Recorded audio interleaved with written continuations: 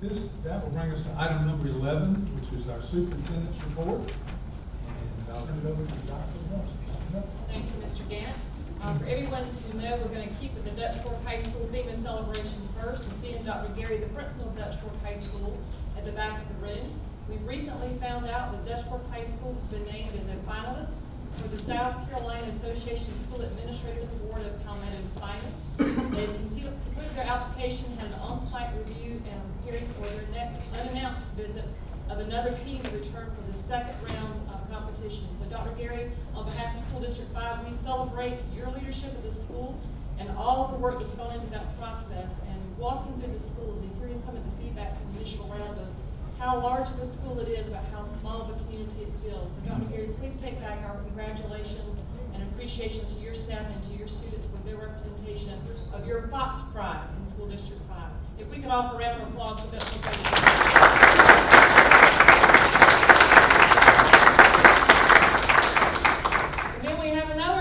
That we found out have already been awarded that we cannot wait to send some teams to a national conference for. So seeing Dr. Lofton, the principal of Spring Hill High School in the back of the room, Spring Hill and Nursery Road Elementary School have both been named as another Magnet Award school that have won some merit awards. So for Spring Hill to be named a National Magnet School of Distinction, congratulations to Dr. Lofton at Spring Hill High School.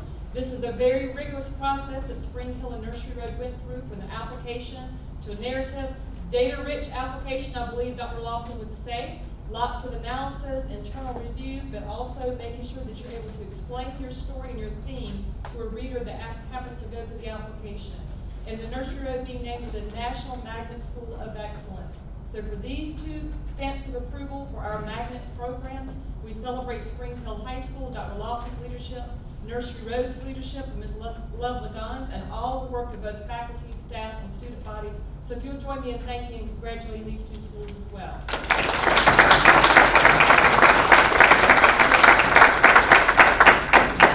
We have a variety of reports this evening. The first one, Mr. Richardson is going to get us started with regarding the update for Elementary School 13. Mr. Richardson. Thank you, Madam Melton, members of the board. Mr. Mike Montgomery and Mr. Dan Deal will be presenting an update on Elementary 13, but while they're on the way up to the podium, I'd like to say that just a reminder, at the last board meeting in December, I was called by a board member prior to the board meeting to give some numbers on the true cost of Elementary 13. I did bring this information, did not have time to vet it, verify it, so I just want to tell you that I felt like we should probably try to update that information to give you some corrected information, but it includes some things in those last time that probably should not have been included.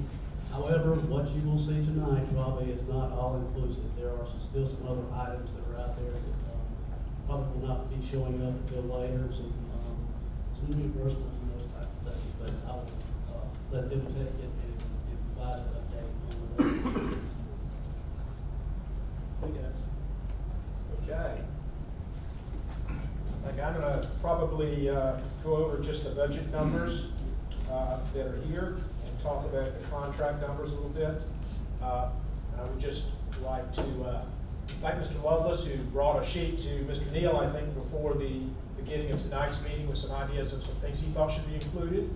And I will tell him that I agree with him that some should.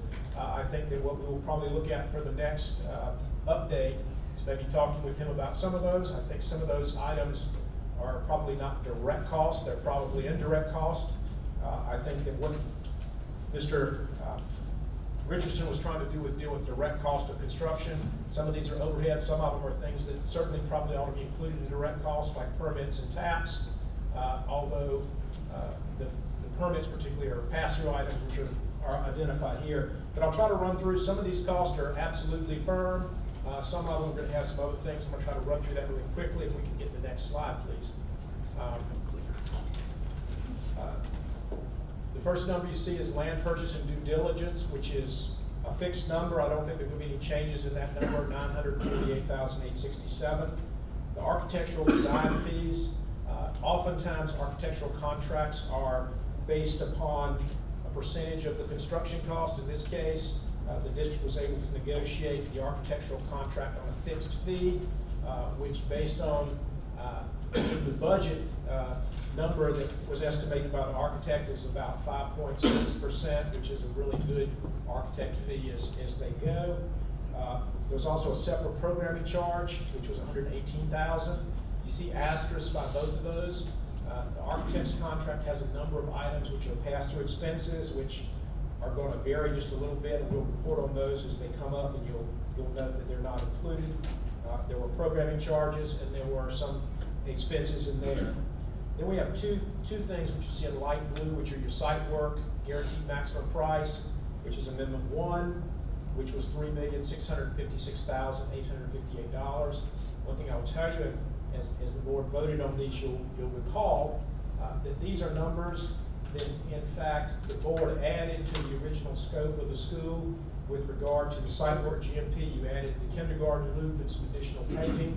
And with regard to the building GMP, you added 3 of the 4 items that the administration recommended.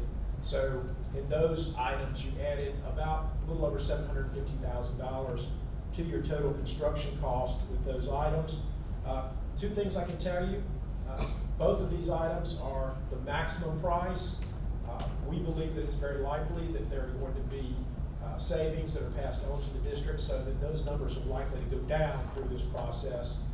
Both those numbers also include an amount of contingency, which probably won't be used as well. So we're optimistic that as you get through your final pricing, when we get to the end of this process, you'll see that those numbers are, in fact, less than we have here. Furniture, fixtures, and equipment and information technology are items that go in the school and they're in the project, but they're not part of the construction of the school. Those are things that you add before you occupy. And so those are estimates in this project that are included in this funding that we're looking at. And then you have a third-party independent inspections that are done. And the fee that you have shown there is the maximum that's estimated in that contract. So you have a grand total here of about $31.2 million. I know Mr. Lovelace presented some numbers that he thought it should be more at $32.5 million. But that included, again, some costs that we can talk about. The cost of the building we show here is a cap of $26,969,354. Probably, if you look at the contract definitions, you also take out the third-party inspections, so your cost in your building under that scenario is about $26.5 million. I'm going to turn it over and let Mr. Neal go, and then we'll have any questions that we have at the end.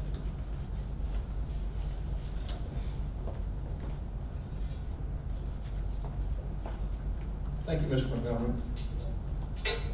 A few things about what's going on with the progress today. The area experienced fairly normal rainfall in October and November this past year, which helped progress. In December, it was brutal. Over 9 inches of rain, which is about 3 times the normal rainfall for the month of December. So far in January, you can change that to over 1.5 inches above normal. Despite these things, the project is moving well. Roads, parking lots, and building pads are stabilized, and about 30% of the footings are complete. And we anticipate starting to place the building pad in late February. And from a construction guy's point of view, and I'm sure Mr. Lovelace will agree with me, there are 2 big deals. One, getting it out of the ground, and 2, getting it closed in. And those 2 things are very, very important in the sequence of events. This is the schedule that you've seen, and it's been updated just by moving the yellow bar. Starting at the next briefing, I intend to break out the construction into the various construction phases, since we are well into construction now and all the preliminary work is essentially done. So you'll see that at your next briefing. Okay. Any questions? Mr. Lovelace? Let me ask you, if I did a thumb drive with some numbers, I gave it to the technician, could he put those up there? Would I be allowed to do that? Mr. Lovelace, that's pretty unusual. I wish you'd asked me about that an hour or so ago. Why don't you just present your questions? Well, could I pass this out to the board? You have some handouts? That'd be fine.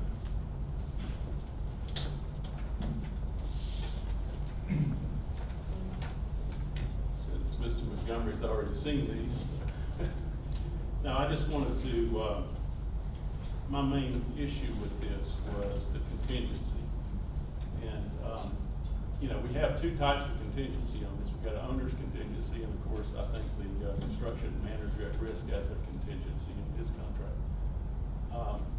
And although it may be come to pass that some of those from the construction manager are given back to the school district, it may not too, at this point.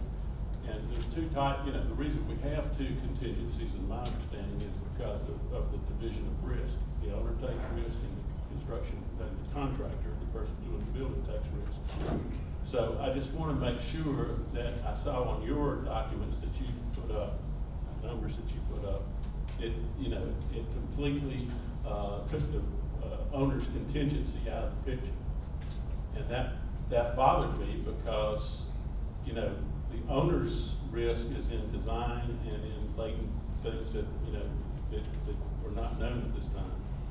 And I just don't see the two of those, you know, those two things. We keep mentioning that the construction manager's contingency. I just want to make sure that we, you know, that we understand that both of those things don't have to, you know, they're not mutually exclusive. Yes, sir, I understand, and I agree that they're not mutually exclusive.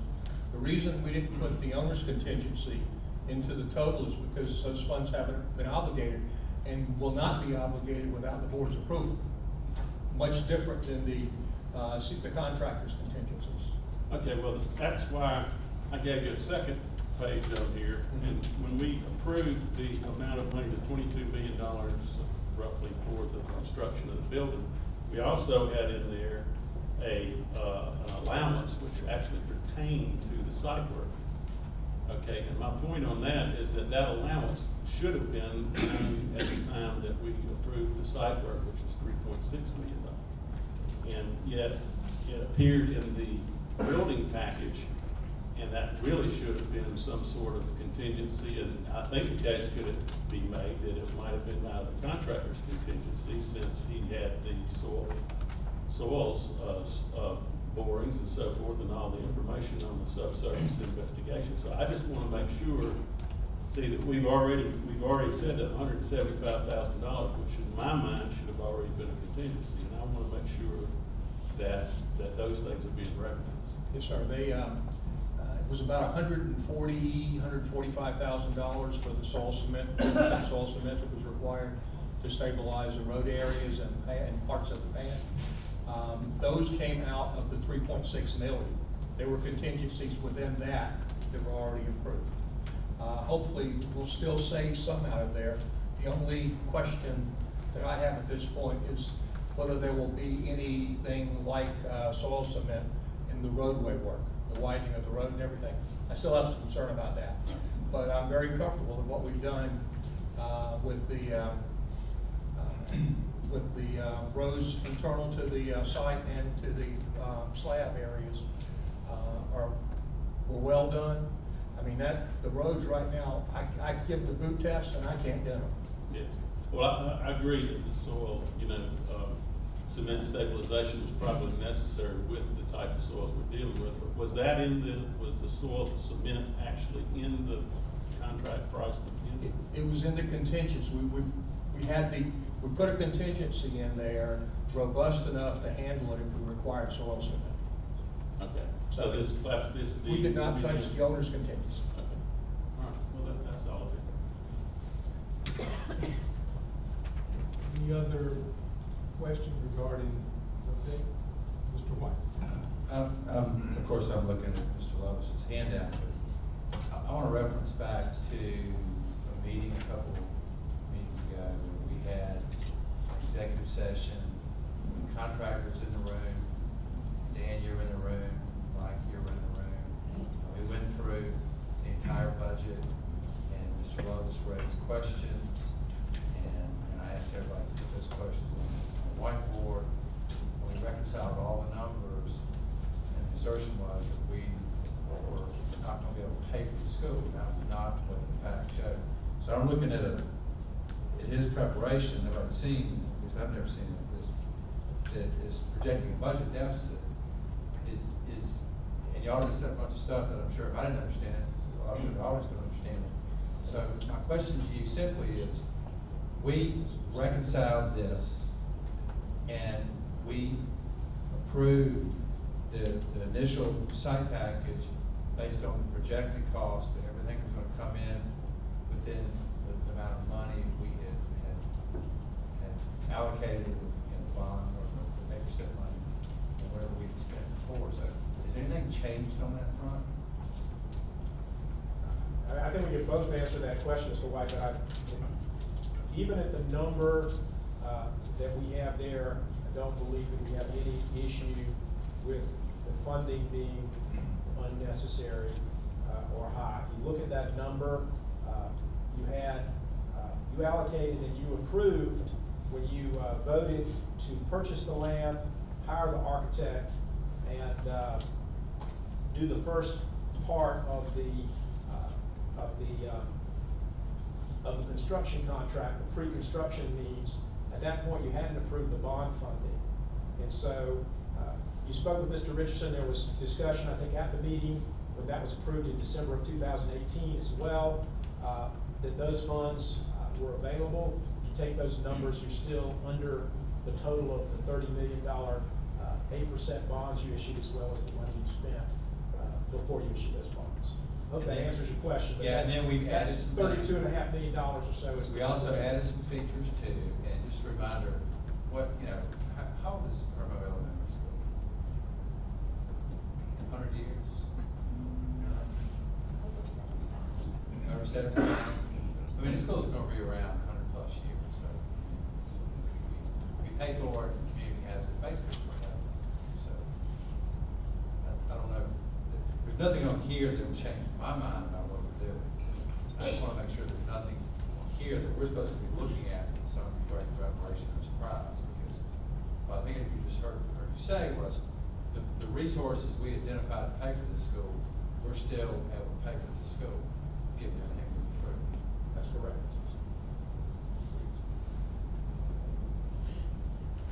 Ms. Hutchison?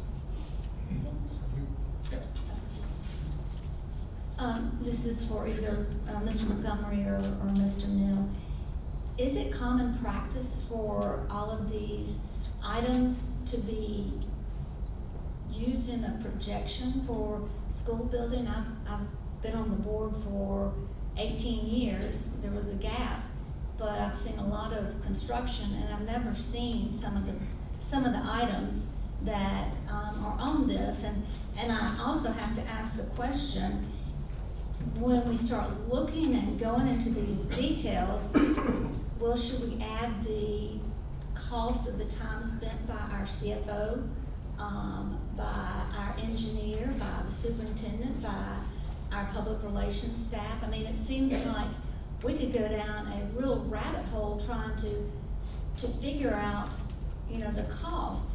And in my mind, when you start trying to bring out all of this, it is as if there is the expectation that the school district was trying to hide cost. And in my experience with the school district, I've never known them to hide the cost. So I'm a little bit confused about this, or I find it unusual. I'm not confused. I find it very unusual, and it doesn't seem like it's the appropriate use of our time. Obviously, Ms. Hutchinson, you get to decide what the appropriate use of your time is. People that work for you don't. I think, and I don't want to put anything into Mr. Lovelace's intent, but I think that Mr. Lovelace has been trying to capture what he would look at as the total cost of everything, including the direct and indirect costs and overhead. I would say that's probably, if you look at your contract documents and the way the cost of construction is defined in your contract documents, they're not the same. But there's certainly, cost is one of those things that you have to look at in sort of, I guess, a holistic standpoint. You can look at it as the total cost, and if you were looking at the total cost of everything, yes, you'd have to allocate the time that your employees spent. And I think some of the numbers that are on the sheet that Mr. Lovelace handed out were things that have in the past been handled by district employees that wouldn't have been reported separately. What I can tell you is from my experience in looking at the district's transparency site, that basically all the money that the district spends, you can look on the internet and see it. So I don't think there's any question of hiding. I think that really what you're looking at is different approaches to analyzing and comparing construction costs. And one of the difficulties that you always have is when you're comparing construction costs, you have to try to get an apples to apples comparison, and that becomes difficult. Certainly, a number of the things that Mr. Lovelace included, you could reasonably include. Some of the things on his sheet, from having just a very brief time to look at it, are estimates. You can argue about the estimates. What you can say is we know at this present time that we have a number of items that are not going to exceed, unless the board decides to put further changes into the program, as you did when you approved Amendment 1 and Amendment 2. But from a practical standpoint, as we go through this process, I know Mr. Richardson and Mr. Neal are trying to make sure that they report as accurately as possible. As I mentioned earlier, I think one of the things that we may do is try to get with Mr. Lovelace and get his comments before the hour before the meeting, so that we can make sure that everybody's singing from the same set of music. I think we certainly appreciate his time and the expertise that he's trying to apply here, but I also think that, there are certainly legitimate reasons that people can have differences of opinion as to whether some of these items should be included. If I can add on to something. Normally, when you talk about, our district talks about the cost of the school, they're talking about the cost to build a building, improve the sites with driveways and parking lots and that sort of thing, and that's all they're talking about. They're not talking about all these other things that we're bringing in if we want to have a total cost of everything that's there.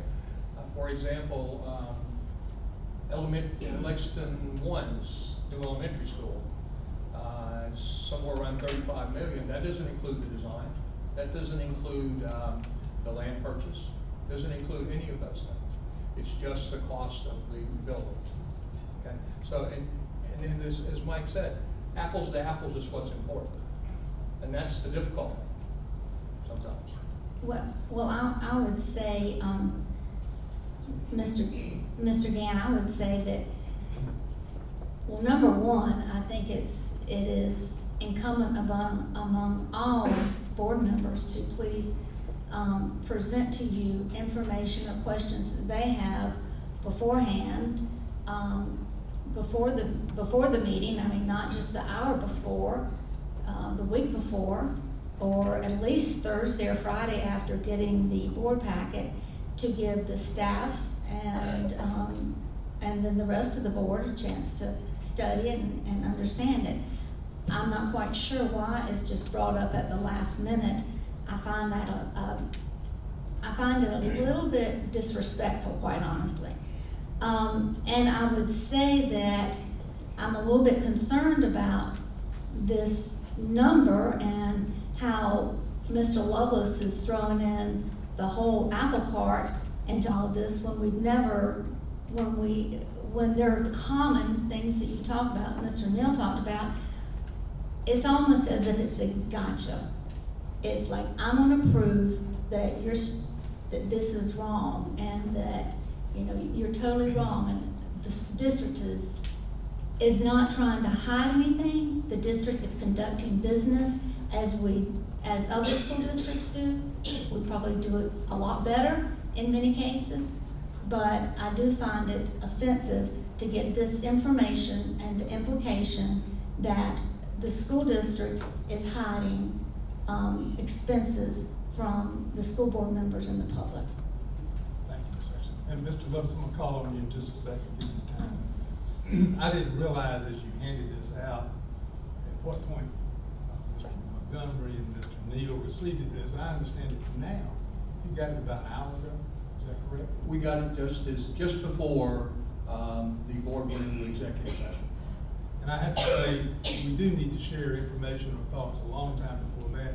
What I see is a sheet of paper that's got some pretty large numbers rounded to some areas that I think some of the people that might be connected to this be really happy maybe earn these fees, I don't know if they're accurate or not. They're somebody's estimates, and Mr. Lovelace, I assume they're your estimates. So I would agree with Ms. Hutchinson, I would ask that you share, if you want good information, we need to share it a long time before the board meeting. So I would ask you to do that in the future. And that's one reason I denied you putting whatever you want to put on a thumb drive and display it. We've had board members do this before. We don't know what's getting ready to come up, whether it's valid or not. It'd be worthwhile to have a phone call, phone conversation or something, give a little validity. With that, I'll call on you now to. Okay. Well, first of all, I submitted, and I talked to Mr. Lynn Richardson before the last meeting. I took my time, and I put down which items were estimated and which weren't, and I presented those to him. We had an agreement. My numbers before that time were much higher than that. I took his numbers. I understand that he went back and looked at those right now, but some of the items that are on here were his numbers. Okay, so, and nothing in here is not a true cost. Nothing. Absolutely nothing on here is not a true cost. Every number we see is gonna happen is a true Well, cost. I mean, you're asking for a budget, okay? And the second thing, Now, let's back up a little bit. We didn't ask for this budget, we have a budget. well, you had a budget, but it didn't have all the All right, if information. you got a question, I'm gonna recognize you for that question. I'm not gonna debate the merits of this Well, rounded number. I wasn't finished, okay? And the other thing I wanted to say was that at the meeting that Mr. White's talking about, we had a number, he came up with a number of $29,500,000 for the total cost. Who's he? Mr. White did on his whiteboard. I didn't vote for that. I never agreed to that. But anyway, and now we find that we're at $31,300,000. Okay, I just want to point out to you that the numbers that you've given are not what they were. There's items that were left out here, and it's my job as a board member to point that out, even if the staff agrees or doesn't agree. Okay, and I did do my due diligence. I did try to do that, and I find it offensive that somebody that's trying to tell you the truth is not listened to. Thank you. Mr. Case. Mr. Montgomery, in our December meeting, in discussing elementary 13, the board members stated that we were, as a district, were operating outside of the procurement code. And we had a discussion whether or not the district violated either the district's or the state's procurement code in the process of selecting for the design and CM at risk. Can you advise us as to whether or not the administration properly procured these items related to the design and the CM at risk for elementary 13? Mr. Cates, I can unequivocally tell you that the solicitation process followed the state and district's procurement code. You put out a timely solicitation. You invited a number of proposers on both to bid. A number, multiple people showed up at both the pre-hearing meetings for both the design and the CM at risk proposals. And the proposals were submitted and evaluated in accord with the code. And likewise, in accord with the code, the district negotiated and entered into contracts that the board approved on, I believe, December the 5th, 2018. Thank you. Mr. White. I've got two questions. First one is correct, the statement that Mr. Lovis made. At our December meeting, that was not my number. We had the contract construction. They had 3 or 4 of their people, their financial people. Dan Neal was there, Lynn Richardson was there, and it was the budget numbers that the district had produced. It was the budget numbers that the contractor had produced, and it was the questions that Ken Lovis were asking that I asked people to answer in real time, so it wasn't stirred up and scrambled like this information we got today that nobody saw. And we sat there until Mr. Lovis had no more questions, and that the objective of that was to show that we weren't exceeding our ability to pay, and I am happy to revote this school and everything we spend and everything we will spend for this school, because this is a necessary school. And I don't see any reason to play these silly games about trying to run around in circles and say our budget's no good, so we can't build the school. That was a statement that Mr. Lovis said in the last meeting that we needed to stop and go back and spend $24 million on this school because our architect had $24 million as an estimated cost a year ago in his contract. I'm ready to build this school at all of these costs because it's a valuable addition to our community, and it will be here long after everybody in this room is gone. It will be serving this community for over 100 years, and these numbers are inconsequential. The main numbers that are reported is the number 4.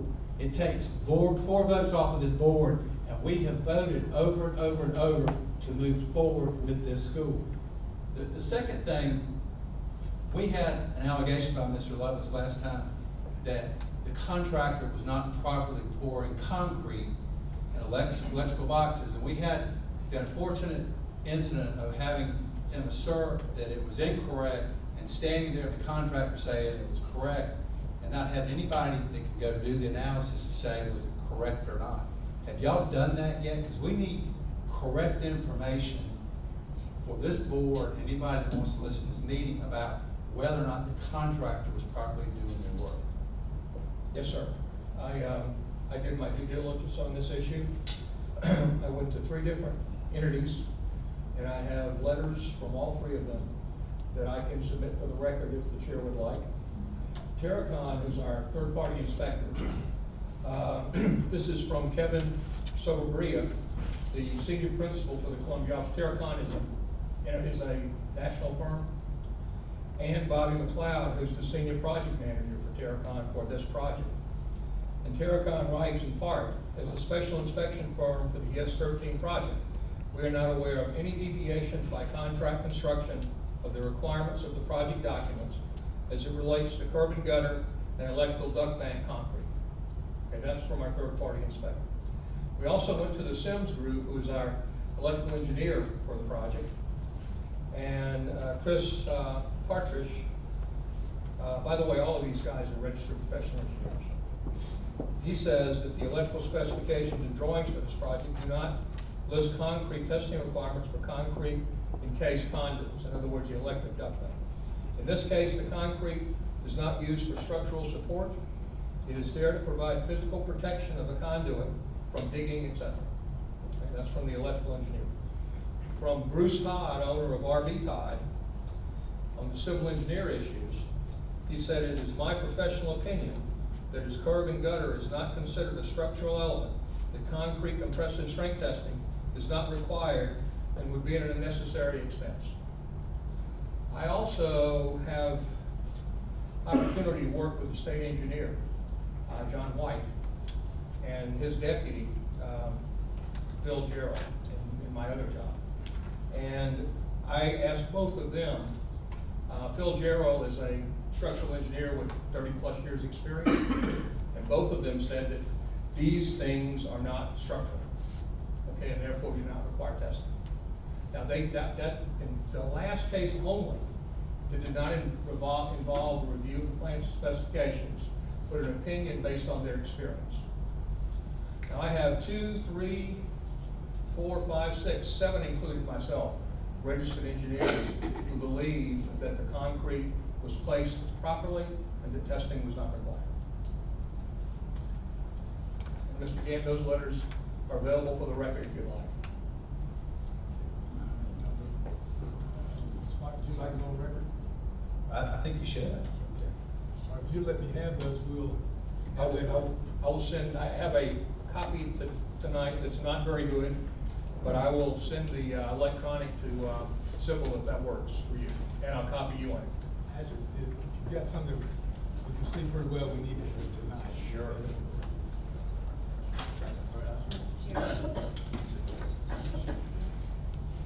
Mr. Gant, what would you like? Just give them to Ms. Stout. No notates submitted by the chair. Mr. White, did your question regarding the $24 million, did that get answered? Well, I think we went into this exercise. I think Mr. Montgomery, one of your partners was here who did not appear to be familiar with the contracts.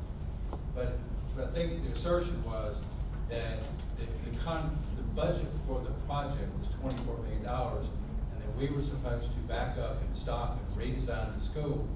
And I know from the first time we tried to pass a referendum, the first referendum failed, and before we could go out in the next referendum, projects that cost $125 million had gone up $50 million in cost in 1 year. The construction costs don't stay static. The only time I've seen it drop substantially is when the economy crashed and commercial building costs went down 20 to 25% overnight. So my experience from watching our projects and listening to our meeting in December where they explained when Mr. Lovelace was saying we're supposed to hold ourselves to the North Carolina cost, and they showed that those costs were estimates from several years prior, and when the jobs got bid, they cost substantially more. And so my question is, when we set out, is the architect, the estimated number where he calculated his fee, the number that sets the price that we have to spend on this project? And the short answer to that question, Mr. White, is no. I think that the best way to describe it is you just have to go look at the architect's contract, which is the AIA contract. It has a number of sections that are relevant to that question. If I look at the contract, then I can tell you first, the contract that the district approved for the architect has, that number appears in one place, it appears in section 1.1.3 of that contract. And there it says, it's defined as the owner's budget for the cost of work, and it says, as defined in section 6.1 of the contract, is $24 million. And so, first thing we do is go back and see what the cost of work is. And that's where I think it's important that we understand that the construction cost depends on what you're looking at and how you're assessing it. Because the cost of work defined in the architect's contract is a very simple thing. It says the cost to the owner to construct all elements of the project designed or specified by the architect and shall include contractor's general conditions, cost, overhead, and profit. Mr. Montgomery, since we didn't have the mic right in front of you, can you just start that reading just again, please? Sure. The B101, which is the contract with the architect, says the owner's budget for the cost of work is defined in section 6.1 of the contract is $24 million. That's identified in section 1.1.3 of the contract. And the cost of work that's identified there is not the total cost of everything that you put into school. The cost of work there is to construct the elements of the project designed or specified by the architect, and shall include contractor's general conditions, cost, overhead, and profit. And that section is also significant of what it says are not included. It says the cost of work does not include the compensation of the architect, the cost of the land, rights of the way, financing, or contingencies for changes in the work, or other costs that are the responsibility of the owner. So things like permits, things like the easement cost for the roads. And one of the things that is included, for example, in Amendment 1, is you included the highway improvements for the right-of-way. Well, under the definition of the contract, the values for those right-of-way improvements wouldn't be counted in this number. You also have to look at the rest of the contract, which says in section 6.2, the owner's budget for the cost of work is provided as initial information and shall be adjusted throughout the project as required. Evaluations of the owner's budget for the cost of work and the preliminary estimate of the cost of work and updated estimates of the cost of work prepared by the architect represent the architect's judgment as a design professional familiar with the construction industry. It is recognized, however, that neither the architect nor the owner has control over the cost of labor, materials, or equipment, the contractor's methods of determining bid prices, or competitive bidding, market, or negotiating conditions. So when you look at that, several things have happened here that have to be addressed.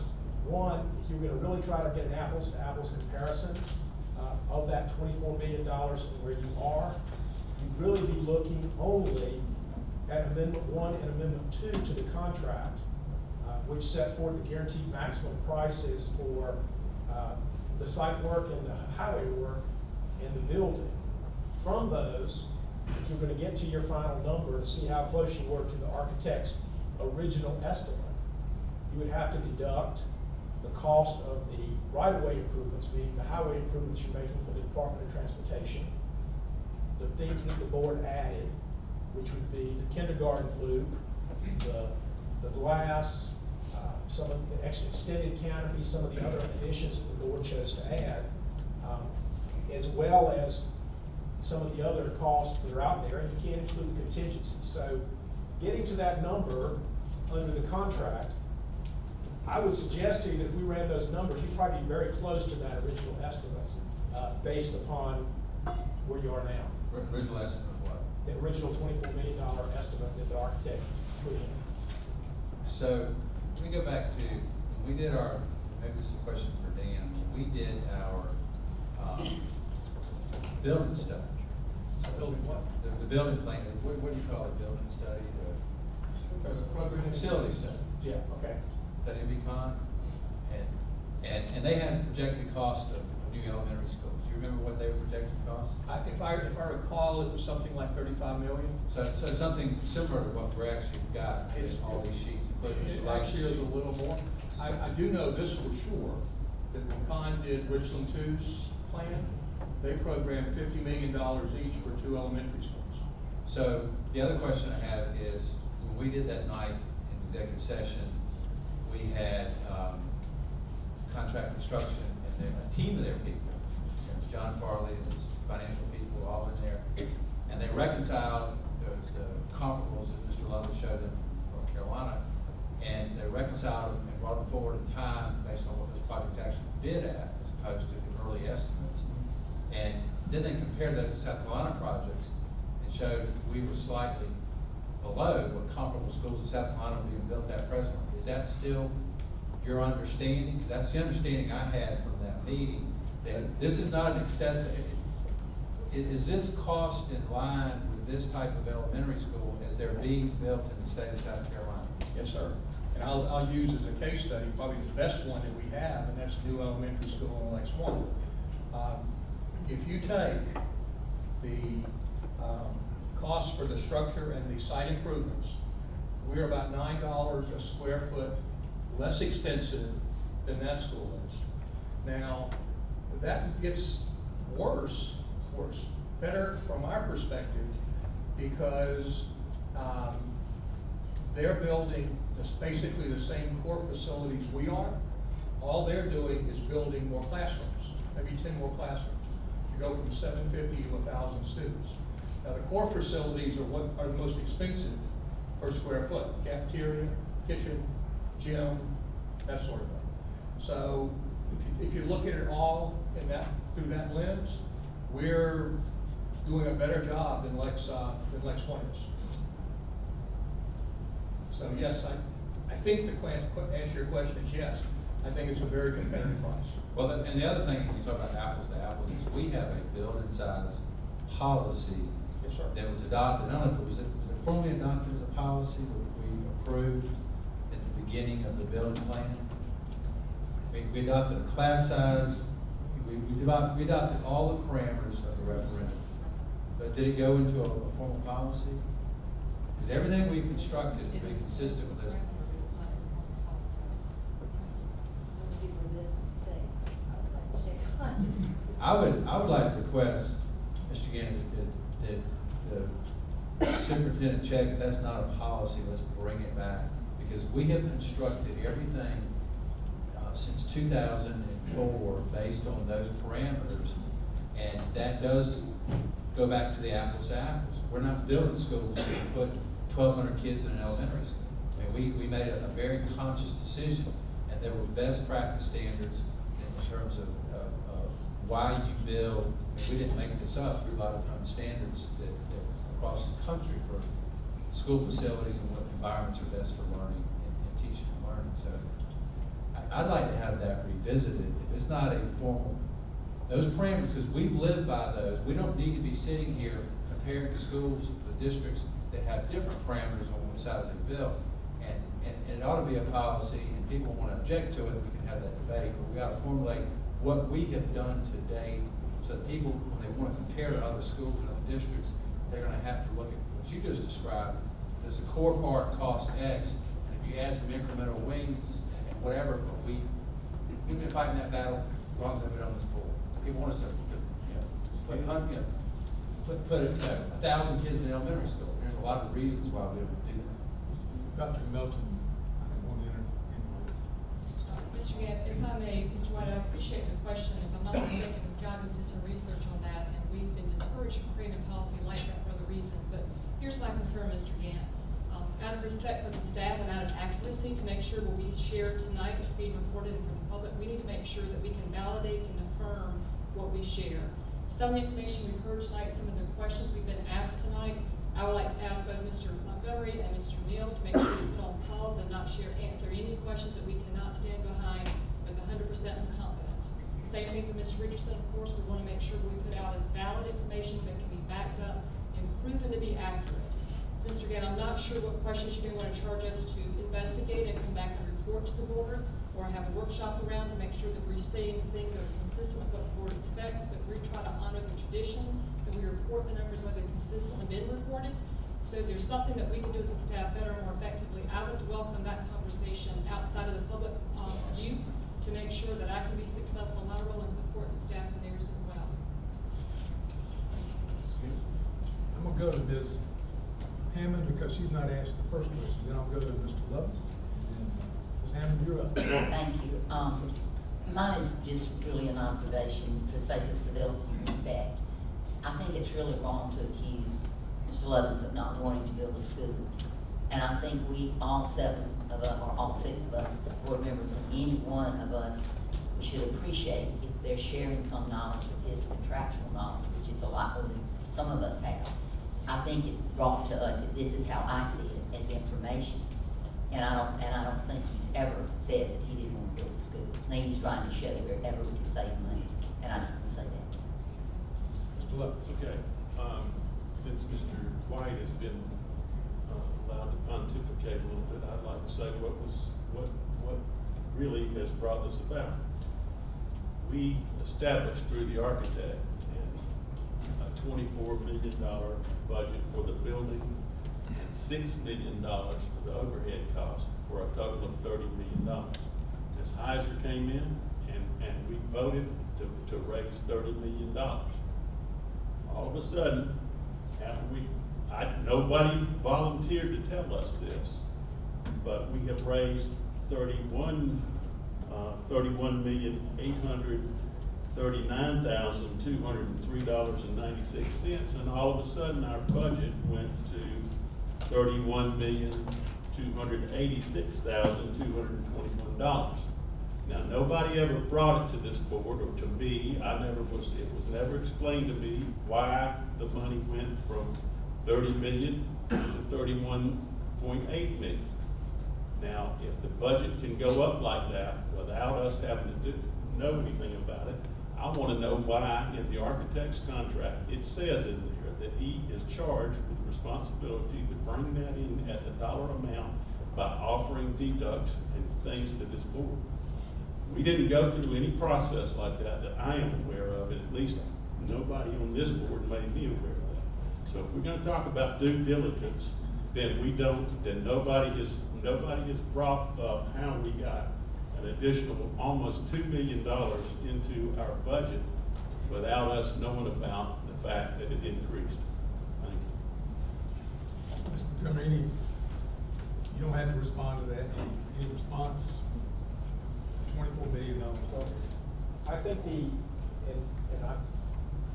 I don't know that I have the recollection as to exactly what was discussed since Mr. Lovelace joined the board versus what was discussed before Mr. Lovelace joined the board.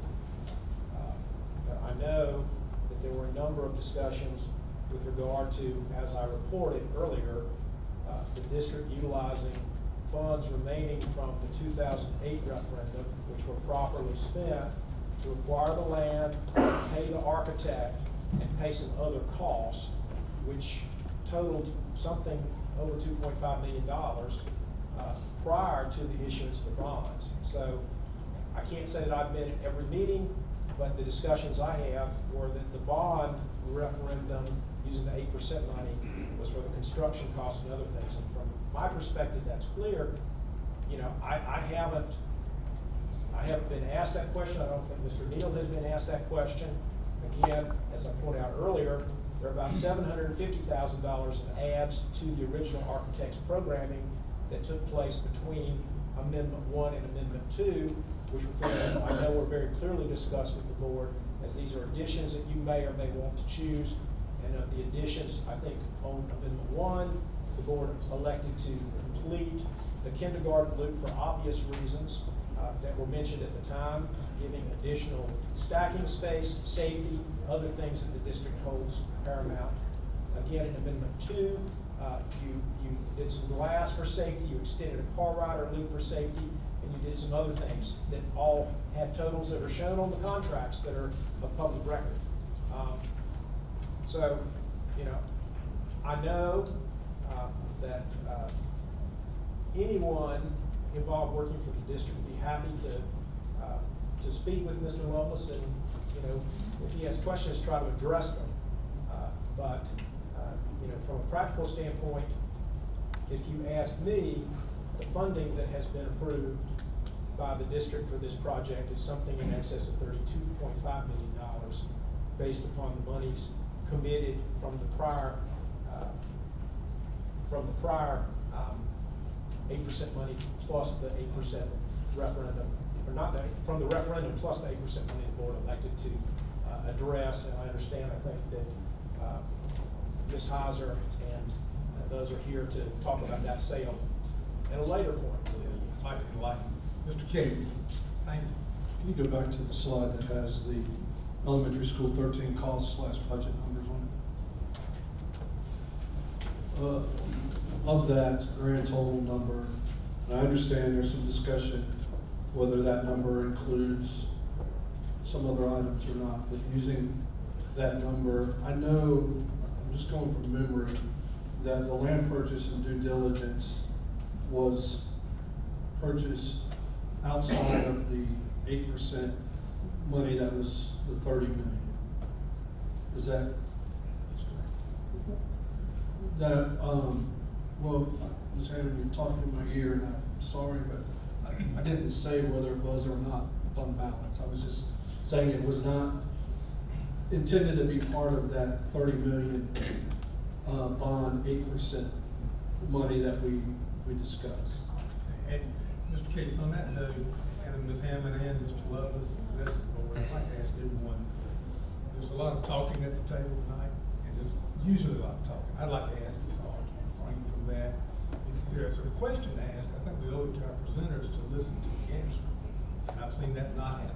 So, Mr. Lovelace, Ms. Hammond, the rest of us at the table, I want us all to do that. I want to go back to Mr. Cates uninterrupted. So are you aware of other items on that?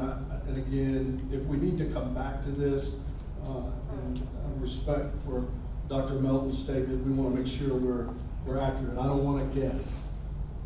But do we know specifically and with certainty other numbers on here that were outside of the 30 million, 8%? The architect. Yes, sir. The architect fee, the programming fee, and the $50,000 for the upfront work to contract construction. Did I miss anything, Mr. Lewis? In the land purchase. Well, yeah, you already mentioned land purchase, yes. So at least those first three numbers, which I'm not gonna do the math quick enough, in our elementary kids that will probably do that.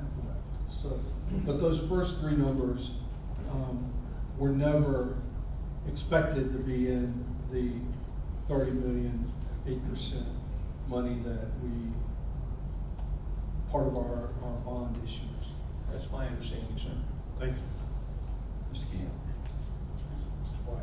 And I want to follow on that, because I remember distinctly in that meeting, we weren't setting a budget of 30 million. We were talking in terms of, we have 30 million excessive by the bond, and Mr. Lovelace was questioning whether or not we could pay for everything. And we had to get you to come into the room, Ms. Richardson, you were down the hall, and one of the first things you said was, you had paid for the architect out of leftover money from the prior referendum. Is that correct?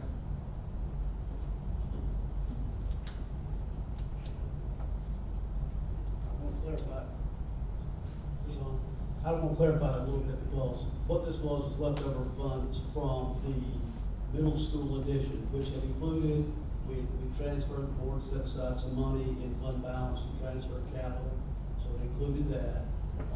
And of course, the land purchase goes as well, we set aside $1 million for the land purchase as well, so not necessarily came from rough renovate, it came from leftover funds from the middle school. So what happened, this is the conversation we had, we were being questioned as to whether or not this school could be completed with the $30 million that was in the 8% money, the 8% bond. And because Mr. Richardson had already paid for some of these costs, the $1.4 million, that takes a 31.286 on this budget, below 30 million with that one item. All you gotta do is take out the architect's fee, and we're below 30 million. And then you take those other things out, and we go further below 30 million. That was the conclusion we reached that night, that we were not exceeding the 30 million. And we're not below, we're still below, this is not an extravagant school by any means. And I think, Mike, you were getting into a lot of detail in the contract, but tell me if I'm paraphrasing correctly what you were saying is, that isn't the same number. The 24 million in that contract with all the additions and deletions and whatever isn't the same number we're looking at here. Correct. It's not relevant to this number here when we're saying, what's the cost of what this school's gonna cost? It's only The relevant. total cost. It's only relevant as it relates to the estimated cost that the architect has for the items that are included in that contract, which are not all the items involved in constructing the school. And they're not all the items on this chart, right? That is correct.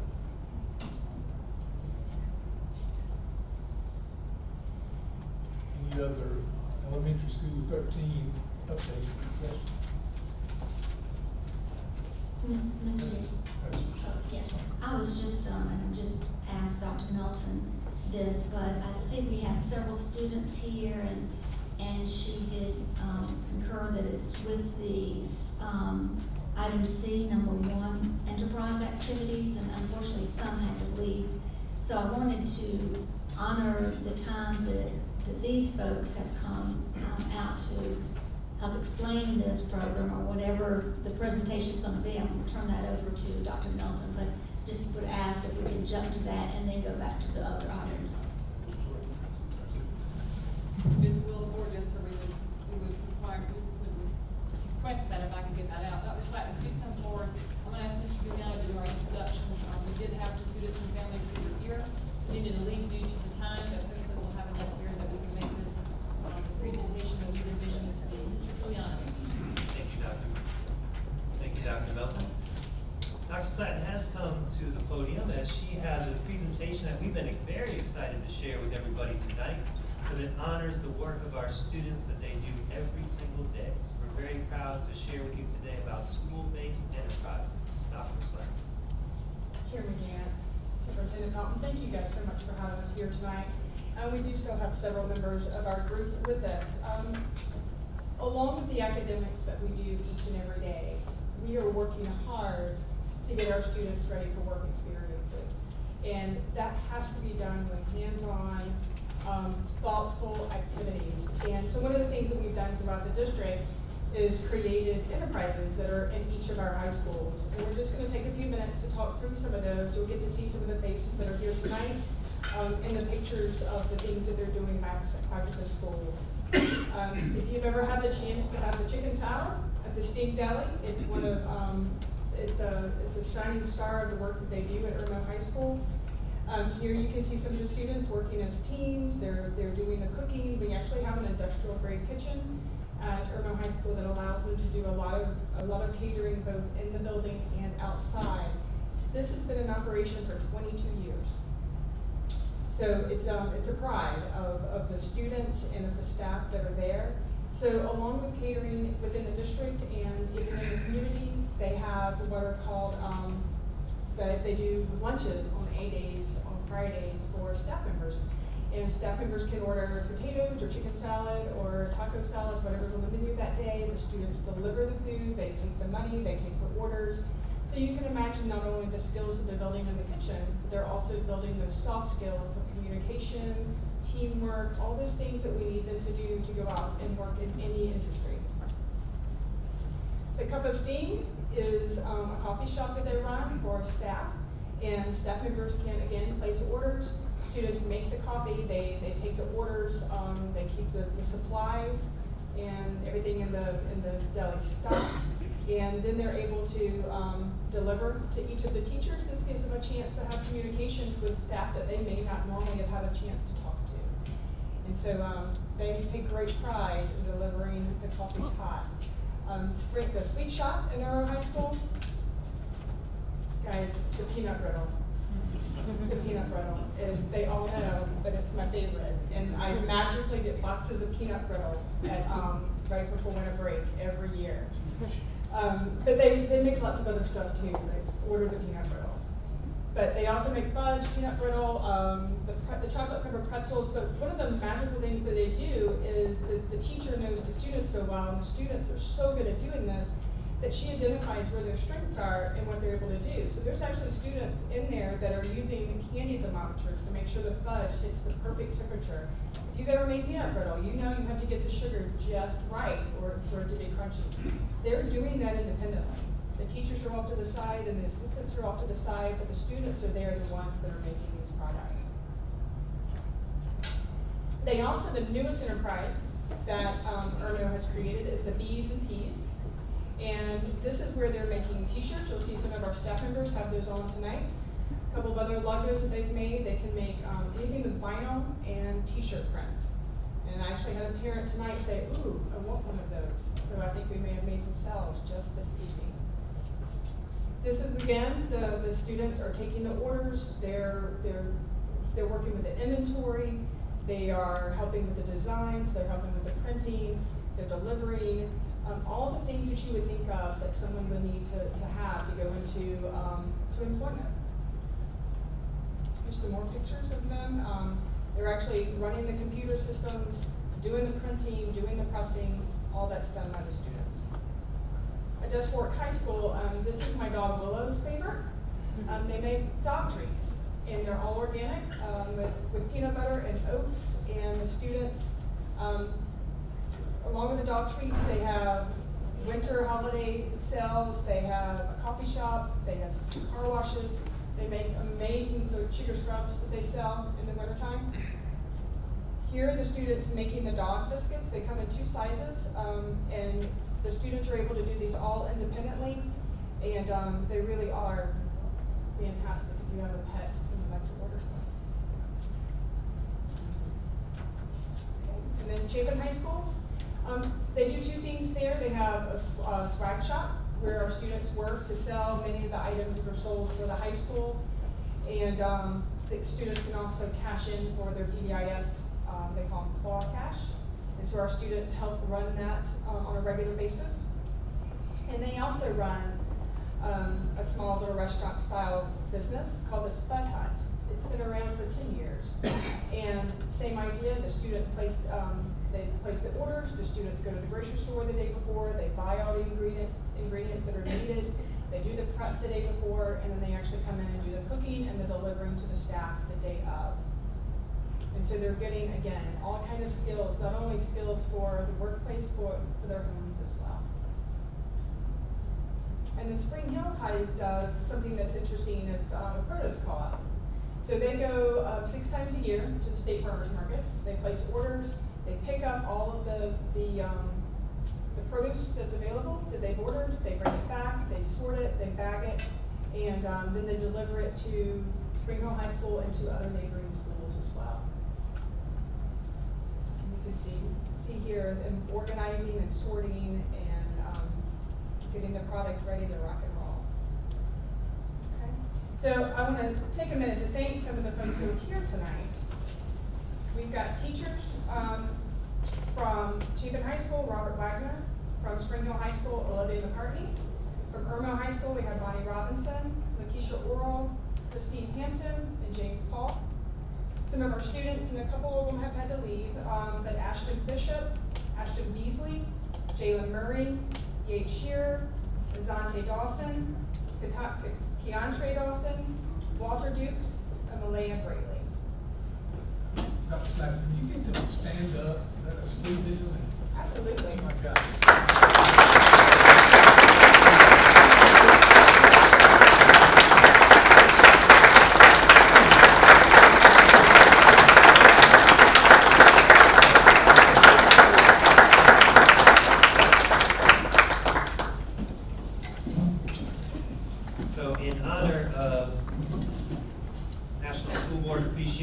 month, our students have actually have something that they would like to present to our school board and to Dr. Melton that they created, and Dr. Melton will have a sense of pride with what they're about to bring up here to our board. So if we could have our students and our teachers please make their way up front to present a small token of appreciation in the work that they have created, our students. We need to. Thank you. Juliana, if you give us Yes, absolutely. And students, we're going to stay up here for a picture. He's down in there. And teachers, don't be shy, come on up as well. Thank you for being here tonight.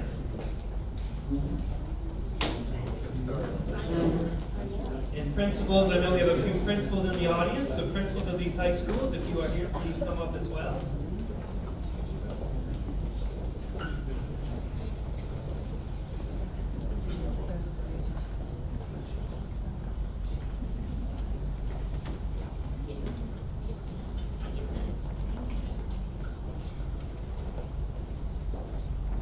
Dr. Harris can attest those clear bags do meet the requirements.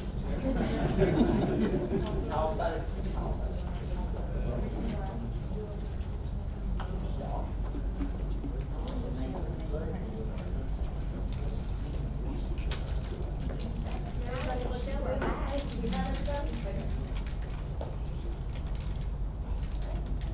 One, two, three.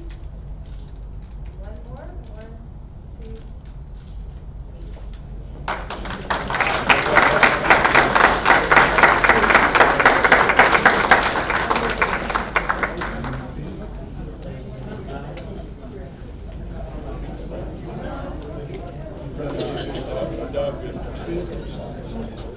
Yep.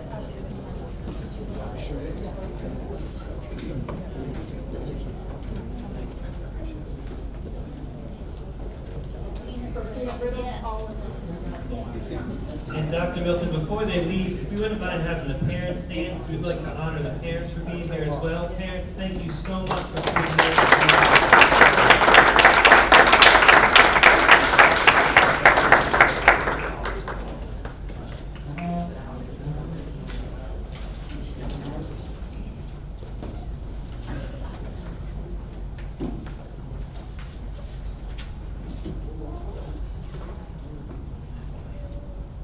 Mr. Giuliano, Dr. Slayton, thank you so much for that report. How exciting to know that each school has something unique, but also something in common to get our students ready for success after their time in school District 5.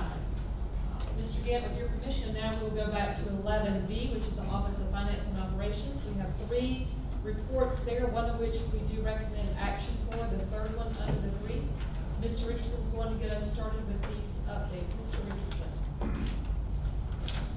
Once again, Dr. Melton, members of the board, although I did not have a chance to speak with them prior to the meeting, I did see them sitting out in the audience. We have Mr. Mike Heller, municipal advisor to the Spring Ties with the Burke Home and McNair Law Firm, to come up and discuss the $30 million bond sale available on the 13th.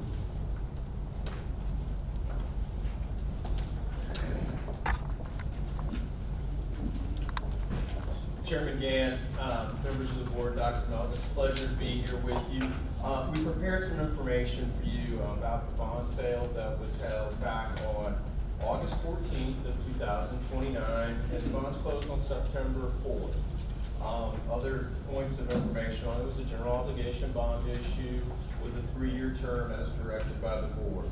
There was a net re-offering premium generated of $1,839,203.96, and in just a minute we'll go through how we got to that amount, because you can see that over on the right-hand side of the page, there's 12 bidders there. We put out this information a week before the sale, and we had 12 underwriting firms with Hutchinson, Shockey, Early and Company providing us the lowest possible rate. And then of the top bid, or the highest bid of all 12 was Wells Fargo at 1.106, which you can see. All these are ranked based off the true interest costs. And you might say, what in the world is that? How do we understand what that is? So if we flip over to the next page, I want to show you how did we get to that. Well, these underwriters specify what the coupon is, and the coupon is the amount of interest that the district will pay back. The investment market today, and all these were competitive bids, so all of those 12 underwriters gave us coupons and they gave us yields.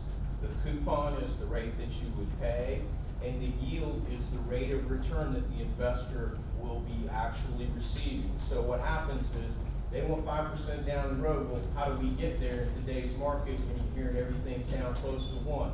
They're gonna give us what's known as prepaid interest, or would be known as bid premium. And so that's how that $1,859,085.20, look at a red arrow. That's the reoffering premium that was generated. The underwriter will net out of that their discount, and they wanted $19,881.24 for their compensation for underwriting the bonds. Big thing is the true interest cost at the bottom of the page. That's what you truly ended up paying, and that was 0.977%, which is a tremendously low interest rate. We flip over to the next page. That shows where your debt service hits. That shows you where you're going to be paying back that 5% coupons and what the interest rates are there. The big thing I would say is look over and see, okay, the true interest cost is still that 0.977%. Nobody's doing anything crazy. But so, about this premium, what can you do with it? And I'm going to turn it over to Ms. Heiser, and she's going to tell you about what South Carolina Code allows. Right, good evening, everybody.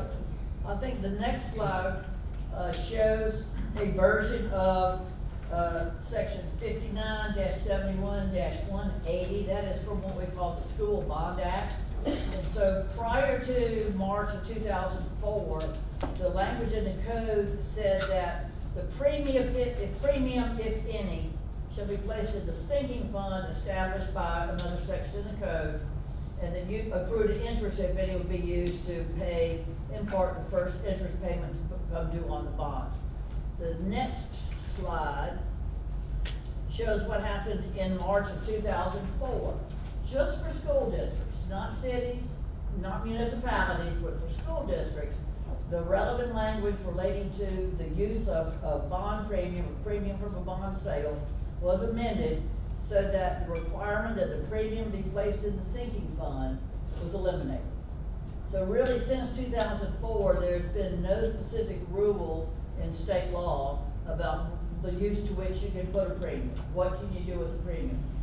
Most school districts use premiums put into a project fund. Now, what I'm hearing here is that there was an expectation, or some people may have thought that y'all said you were gonna spend $30 million on a school, and you were gonna borrow $30 million, but you actually have netted out almost $32 million. Well, the additional $1.8 million goes into a project fund and is only used when you, the school board, vote for it to be used. So if this particular school, number 13, and I used to be sort of a person that has some, like 13, it's like, oh, I don't know, that might not be a good number, but I'm over that now. The also black cats. But so you've got approximately $2 million available to this school board to be spent on a project. Could be this school, could be another project, but nothing, that money has been deposited into your project fund and is available for use as directed by the board. Mr. White. So, just to clarify, if I understood the first presentation, the premium is a reduction in what we pay in interest. Is that kind of what you're doing? The premium is prepaid interest. They want to receive 5% down the road. Current market conditions are that we're seeing 5% coupons before the call date, and so they're paying us interest ahead of time. So you're going to pay it back, and then as we move on into this presentation, we'll see where that doesn't present a problem because of the way we ran the numbers initially. We know what the market has been or what we have been seeing, and so when we move into the next phase of it, we'll be able to show you it doesn't cause a problem based on the mill numbers that we have discussed and presented to the board. but our borrowing rate is less than 1%. Correct. Your effective borrowing, your true interest cost. And we went to borrow 30 million, and because they paid us a premium, we got 31,839. So we wanted to be hypercritical about the school and said our grand total is 31,286. We're still getting more money from the 30 million, 8% money, paid the 31,286. We can apply the 31,839 against the 31,286. If that's what the direction of the board is. So we actually have money left over.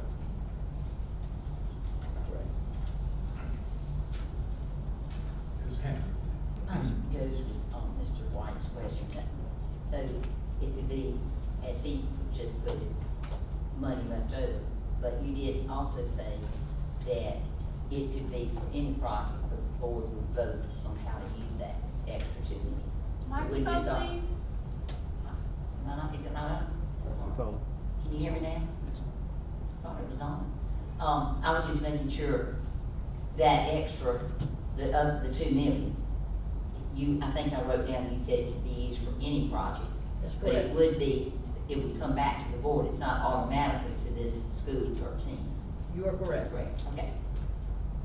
Okay, and I believe there's several more slides, so we probably ought to wait till we. Thank you, Mr. Gann. So moving along, did want to share with you, this is after the bond sale. I know we presented information to you and showed that it would cause millage to go from 54.8 mils up to 75.4 mils. Happy to show that that's what we're projecting for 20 and 21, but 22 we'd be projected to be at 75.1 mils with no other changes to your program. And then millage would be able to come back down or whatever the direction of the board would be thereafter. And then the last thing would be just point to your constitutional debt limit report.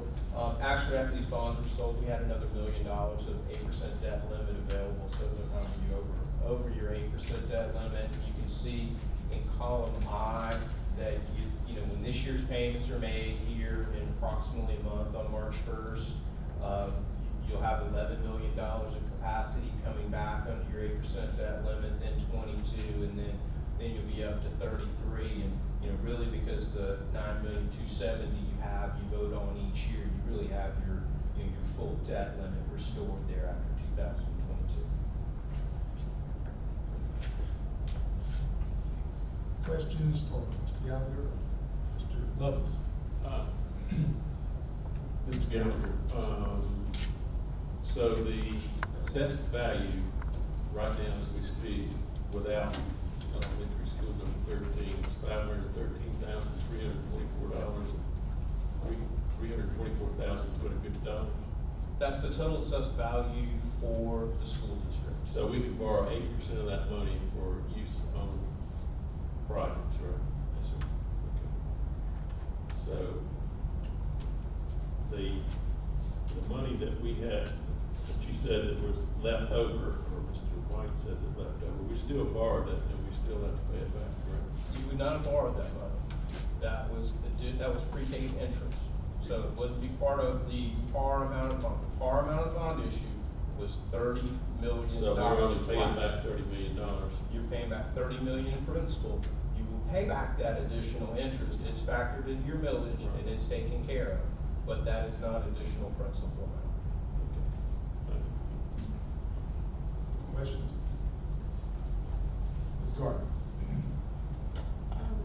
I'm not sure who this question would be directed to, but I just had a question. Do we vote again to bring the millage back down, or does it reset itself when we pay off our 3-year debt, our bonds? Actually, the millage is set by the county auditor, Chris Harmon, and so it will be a function of your debt service schedule. And so depending upon how your debt service schedule is, and so any additional borrowings will come back before this body and you will approve it. So if there's no additional borrowings, yes, millage will drop. Any other questions? Ms. Hutchinson? I have 2 questions. One is to ask, this interest rate is amazing. If you could just remind us how we qualify for such a, Well, that's a great thing. If we look back to the very first slide, you'll notice at the top, I included the credit ratings for the district. The state intercept rating, which is one notch off the state's rating, is a AA1 from Moody's and a AA from Standard & Poor's. The issuer credit rating, that is the rating assigned by Moody's and Standard & Poor's for just Lexington Richland School District number 5.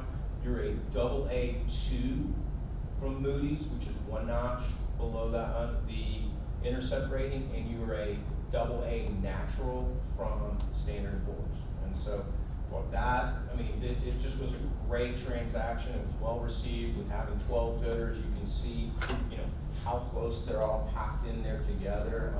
You know, golly, the top 5 were under 1%. and then just to take this a step further, in qualifying for that, for such a low rate, or to get these ratings that you just mentioned, that has to do with our money management, right? And also, the fund balance that we keep. They look at a lot of factors. They look at your local economy. They look at the management of the school district. There's things that y'all can control. The things that are within the school's control. What's your general fund? What's your debt burden?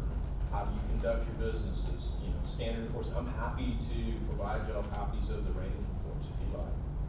That's probably way too detailed. I just wanted a general overview, and I did know that. I just wanted to give accolades to Mr. Richardson and his staff for ensuring that the financial management of the school district is so well run and has been for a long time, and I think that we really need to give you a pat on the back, Mr. Richardson, for helping us maintain or achieve such a wonderful rating.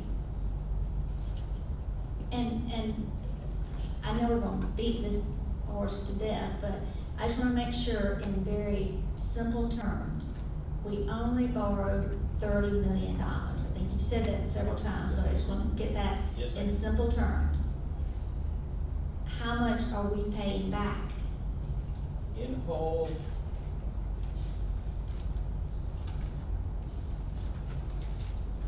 we borrowed $30 million. We will pay $313,750 is what we will be back in principal and interest. And so that's just to That's put- why we received the $1.8 million premium is prepaid interest. So if we'll look at this slide, you'll see the total interest is $2,313,750.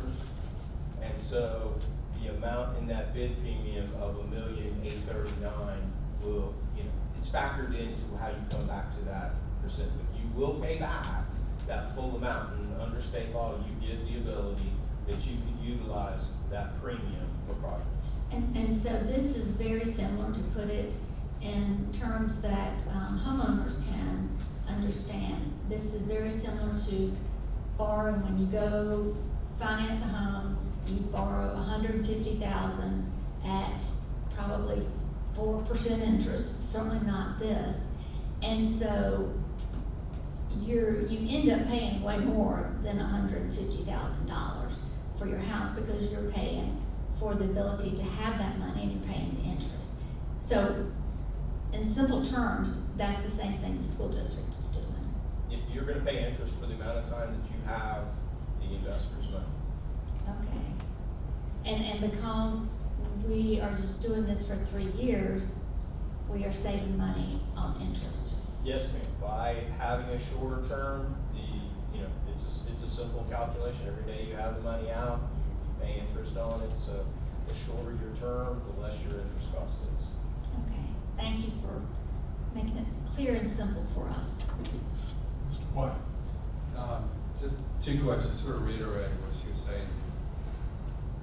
If we have a fixed payment we're making right, 4 years. Of course, if we didn't get that premium, we still making the same payments, wouldn't we? No, your payments would be, I mean, if this were bid out, let's say we decided we weren't gonna do and bid this out in the capital markets, and we just went out and got a bank loan, but I don't know a lot of banks that are in the business of doing $30 million loans.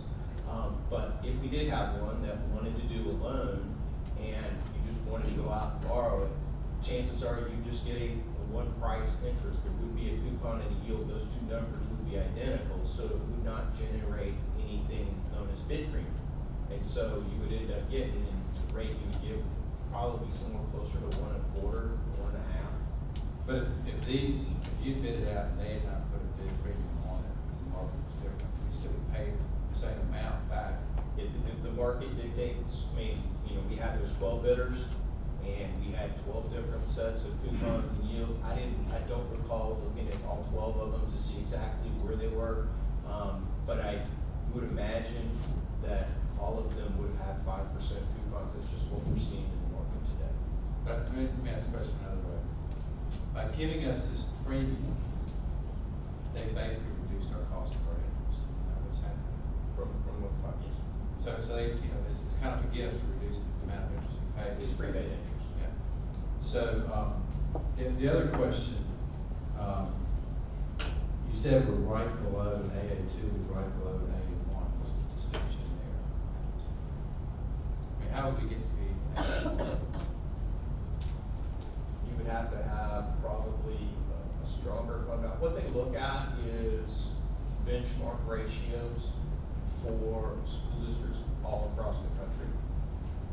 And so the highest credit rating is a AAA, then AA1, AA2, AA3. And fund balance is part of that. Fund balance is a key to that. So we have Standard is key to it. assignment from Mr. Richardson to get us to AA1. Any other questions? It's never enough. Ms. Hutchinson? I saw Ms. Heiser walk up to this. If I could make one more stab at this, and it's on the, I think the best place is the, page 4 down at the bottom. Debt service schedule, the principal, the $30 million, that's the amount y'all borrow. That's the amount that counts against your 8% constitutional debt limit. And that's the amount that you pay back in principal. And with the 5% coupon, that ends up totaling the $2,313,000 and some change. And it's the difference between your 0.97 and this 5.0 is where the premium gets paid back. Generally, yeah, that's the in effect the prepaid interest. So you're paying back a full 32 million and some change, but the amount you borrowed is only 30 million, and it's that 5% coupon that is causing each payment to be enough to repay the prepaid premium, the prepaid interest.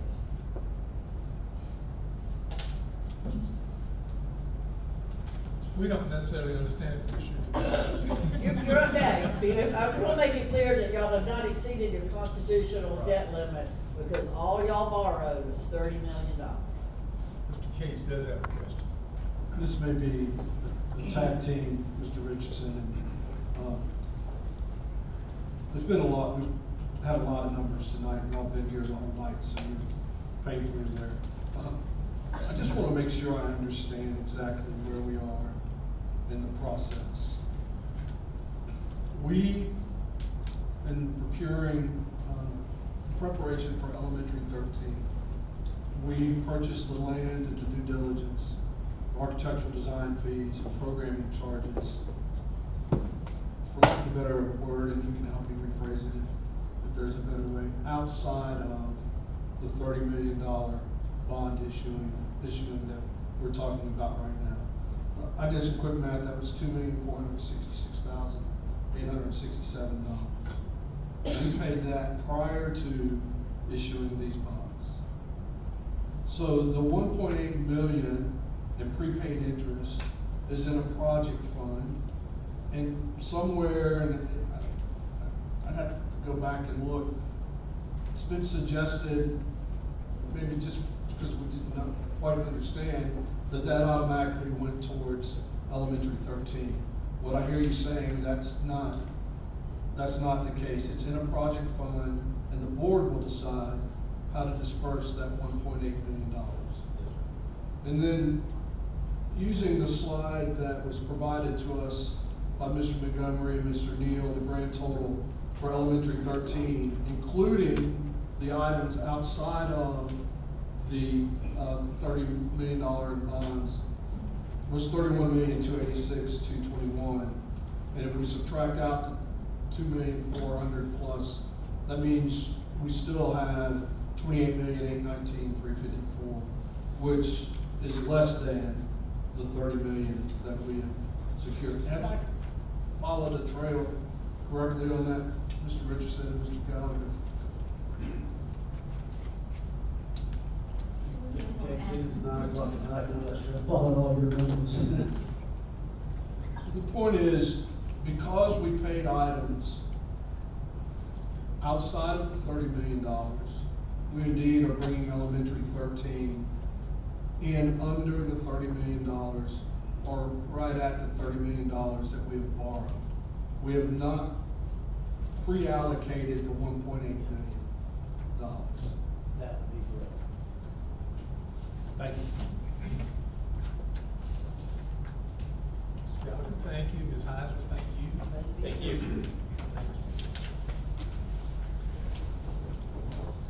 Continuing with Office of Finance and Operations, Mr. Richardson, monthly financial reports.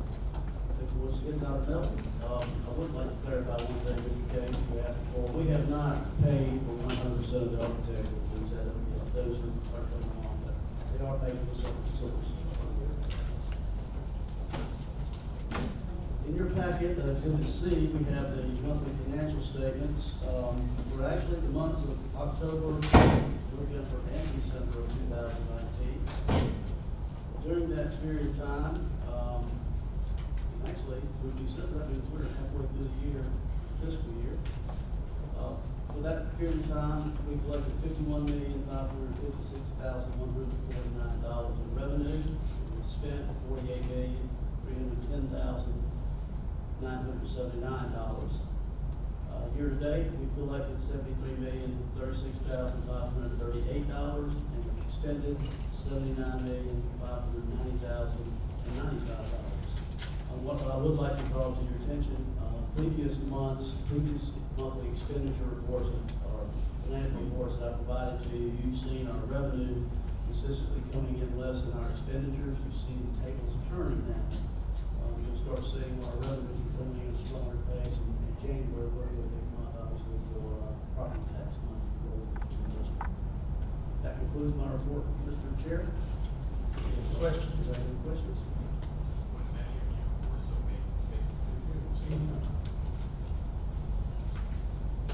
The third report from the Office of Finance and Operations, Mr. Richardson, wanted the discussion regarding our proposed general fund addendum. Mr. Richardson.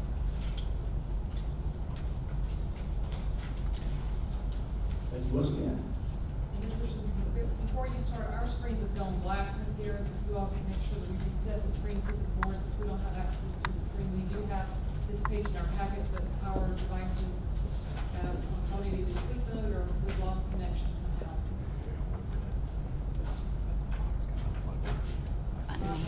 Guessing. If you want to get started, we can use our hard copies until we get back up in operation on this side.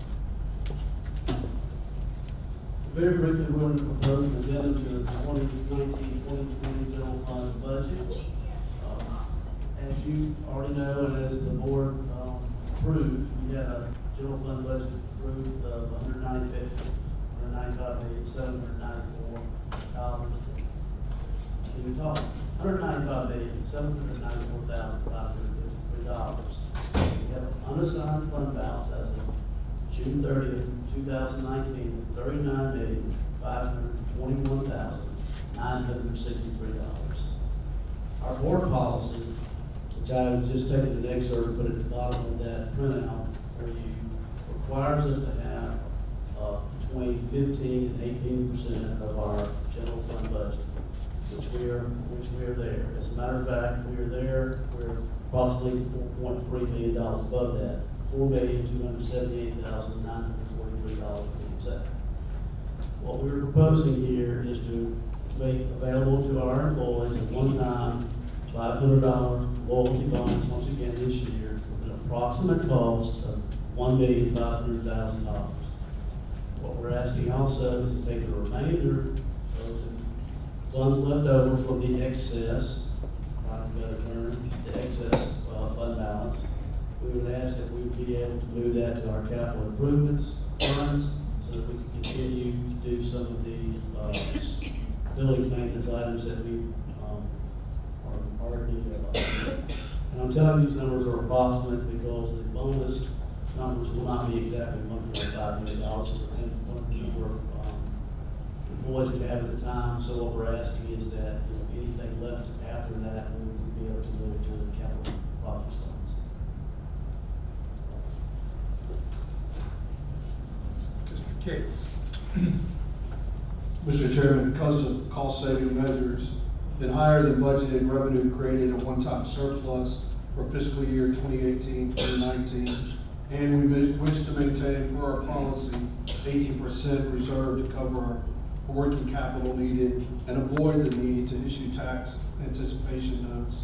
I move that we amend the fiscal year 2019-2020 general fund budget to include the following allocations. Utilizing the fiscal year 2018-2019 fund balance in excess of the required 18% unassigned amount, as Mr. Richardson has listed here, $4,278,943. That we approve an increase in the revenue for fiscal year 2019-2020 budget by an amount equal to $4,278,943 to reflect including the prior year's surplus in our current budget. That we approve an allocation of approximately $1,500,000 to provide a one-time $500 loyalty bonus to all permanent District 5 employees, and that we transfer the sum of approximately $2,778,943 to our building fund to be used to accelerate the implementation of capital projects improving our buildings. Got a second to the motion? Ms. Hutchinson seconds. Got discussion, Mr. Cates, I'll come back to you since you made the motion. But I think, especially based on the presentation by Mr. Gallagher, and it reinforced what we've heard before, we certainly need to keep our fund balance within our policy range of 15 to 18%. And I think we're in a unique position now this year to be able to utilize the amount over and above that policy requirement. And I think it's prudent to invest in our number one assets is our staff, faculty, and the employees at District 5, and then also the capital needs within the district. Mr. Lutz. The capital needs within our district, okay, we have a report from MB Connor, which was authorized by this board, and it shows safety issues of approximately $28 million that need to be addressed. And I think Mr. Cates' motion doesn't go far enough, because if we're going to do that, we need to make sure that it goes to the items that are included on the MB Connor report. I don't know procedurally how you would do that. I know you got to consider one amendment at a time. Okay. Ms. Hammond, you have a... Yeah, I wanted to speak to, I so heartily approve of the loyalty bonus. I think with the, with the recruitment and retaining of teachers and other employees, I think that that's very important. I know we've done it before, and I certainly support that. And I think that's, in my opinion, one of the most important things we can do as a district to continue to be, to reward those that stay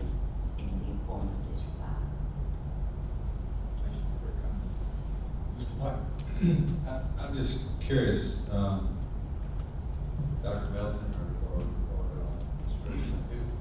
whoever came up with this addition to capital improvements, what was the plan prior to this? I don't know if we are in a position to we like when y'all prioritize, so, you know, I think y'all have to weigh in on the suggestion of Mr. Lovelace, but, you know, again, we don't understand all the day-to-day work needs to get started. And obviously, y'all had something in mind that did that. Mr. Gignell, Yes, ma'am. Dr. Harris and the safety officers, Mr. Richardson and his team, and we've also included our high school principals as recently as the last week. It is our hope that tonight we can bring forward this recommendation for you all to consider. We've not invested the time and effort towards what these items are going to be because quite frankly, we didn't know what the response of the board would be. You all may decide to move the numbers in different directions that we've recommended to you. So the $500 loyalty bonus is to make us consistent based on the last 3 years we've offered this loyalty bonus, 2 of the 3 last fiscal years. So we found it to be, just as Ms. Hammond described, it's been a retention tool, and it's been a recruitment tool, and it's truly a statement to our employees that we appreciate all that they do. So we look at the other available improvements that we need. Obviously, it isn't enough, Mr. Lovelace said, to cover all of the needs, but we're trying to prioritize what is it that our high schools need, what is it our elementary need, what is it that our middle schools and intermediates need. So we're not poised tonight to give you a detailed list.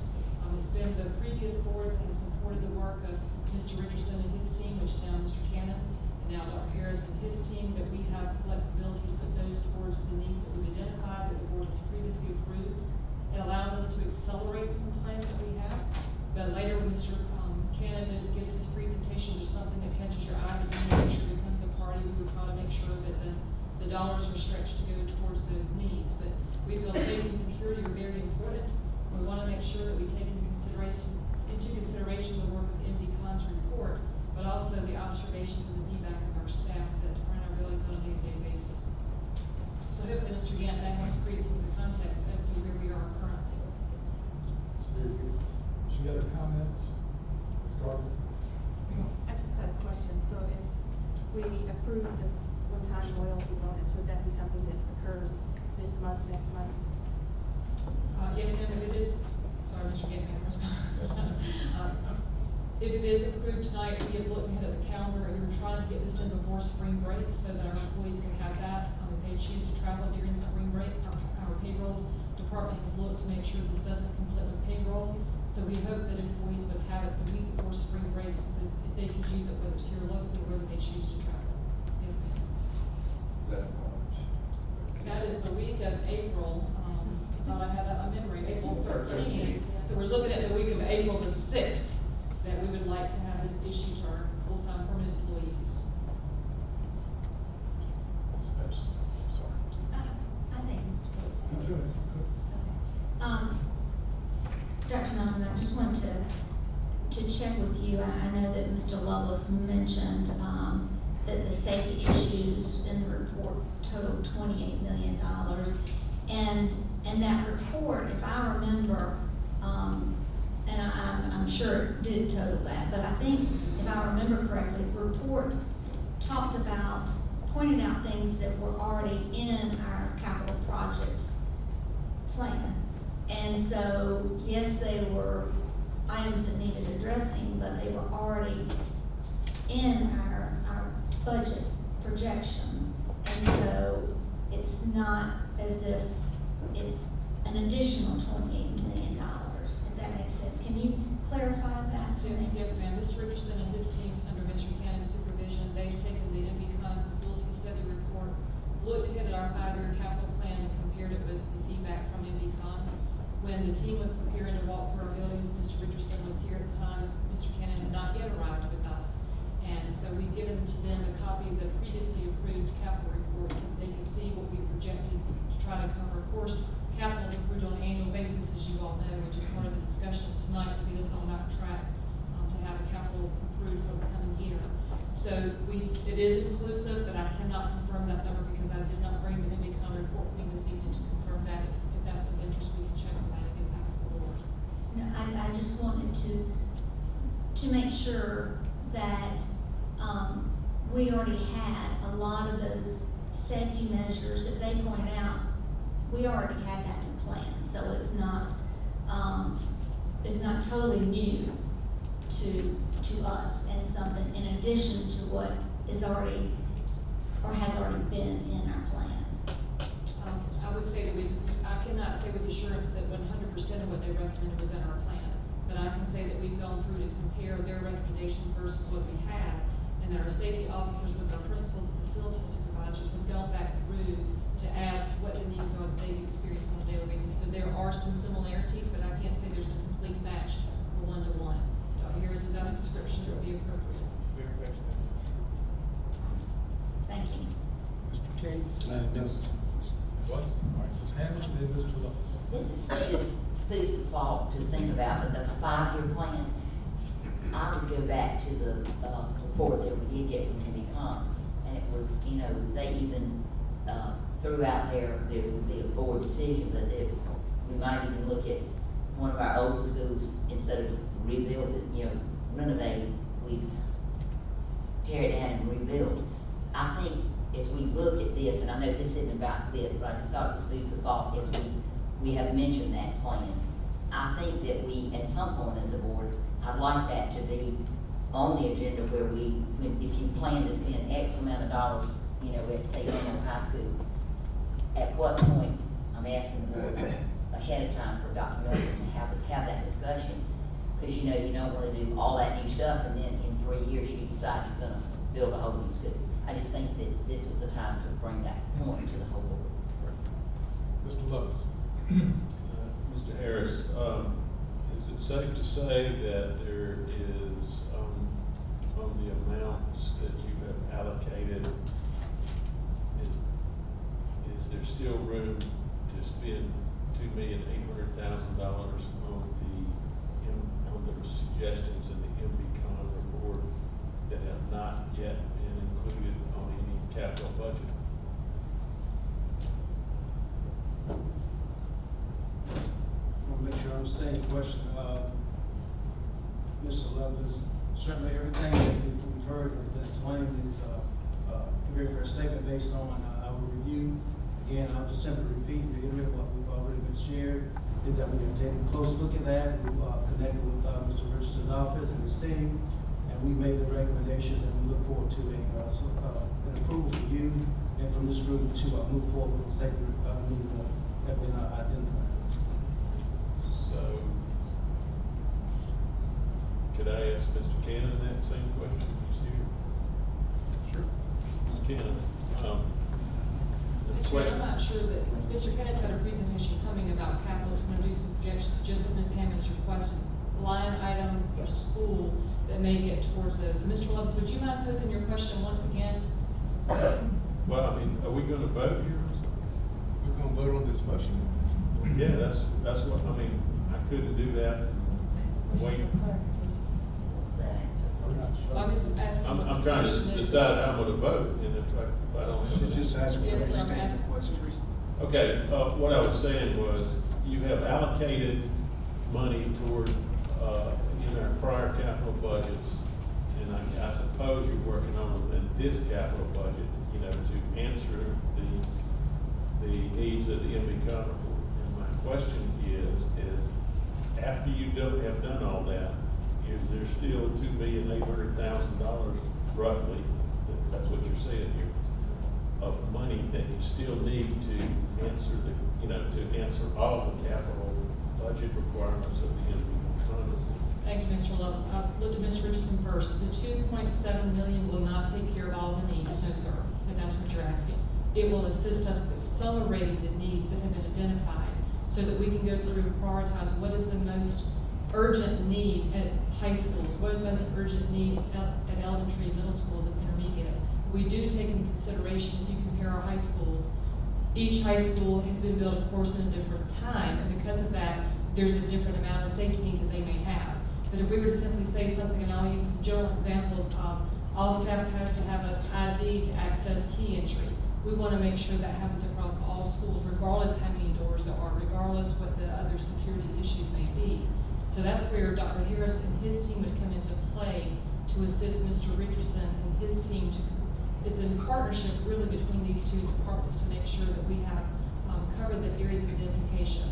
Mr. Richardson, anything that you'd like to add to that I may have omitted? And I don't know the specific answer to the safety and security. I will tell you this, that safety and security is primary to us. I mean, that is something that we do not hesitate to take care of when those are brought to our attention. Things that were in that NBCON report, prior to us receiving that, we were already working towards a lot of them. There were some that they added, obviously.